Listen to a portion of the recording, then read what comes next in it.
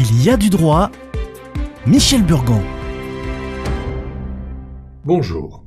Les domiciles d'Édouard Philippe, Agnès Buzyn et Olivier Véran ont été perquisitionnés jeudi 15 octobre dans le cadre de l'information judiciaire ouverte en juillet par la Cour de justice de la République.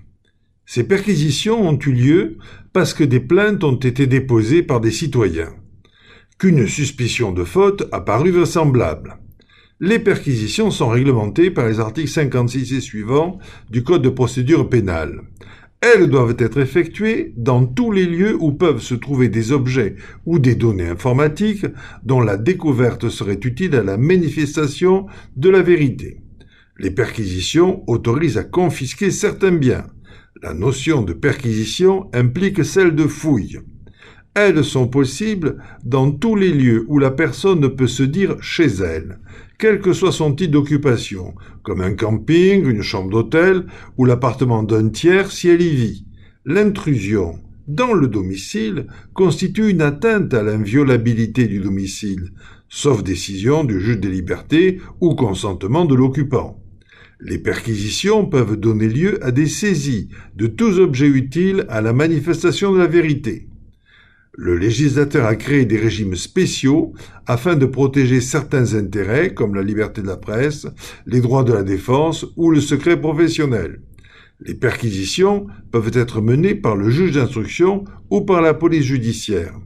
Elles nécessitent alors l'établissement d'une commission rogatoire par laquelle le juge charge un officier de police judiciaire de procéder en son nom à des mesures d'instruction.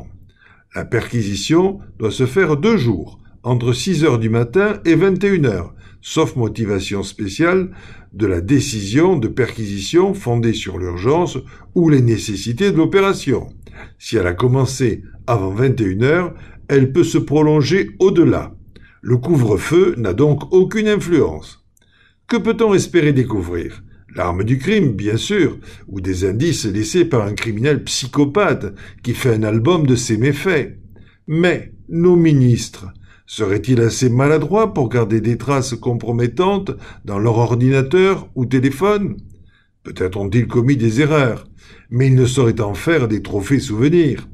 En fait, personne n'est à l'abri d'une stupide maladresse. On se souvient des mails et textos non sécurisés de Madame Clinton. Bien des grands de ce monde tweetent à tort et à travers. Monsieur Bismuth a certainement envoyé des textos. Concernant la preuve numérique, le cloud complique les perquisitions.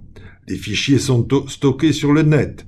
Il faut connaître l'identifiant, puis le code secret. Il y a tellement de fournisseurs que sans ces renseignements, on ne peut espérer identifier le compte de stockage. Si malgré tout le compte était identifié, peu d'espoir d'y avoir accès, les centres de stockage sont situés hors de France et échappent donc à nos lois puisque la procédure de perquisition est strictement nationale. Et si la responsabilité d'un ministre était malgré tout retenue ? Sa punition ne compenserait pas nos pertes. Il faut donc ici relever un abus d'usage des procédures. On ne mettra personne en prison, on ne récupérera pas un centime, mais on mobilise des fonctionnaires que l'on aurait pu affecter à la prévention des crimes ou du terrorisme. On dit que nous sommes en guerre. Terrorisme ou Covid, nous tous, politiques, entreprises, simples citoyens, nous devons essayer de ne pas encombrer la justice par des procédures inutiles pour laisser à nos magistrats et à notre police toute la disponibilité nécessaire.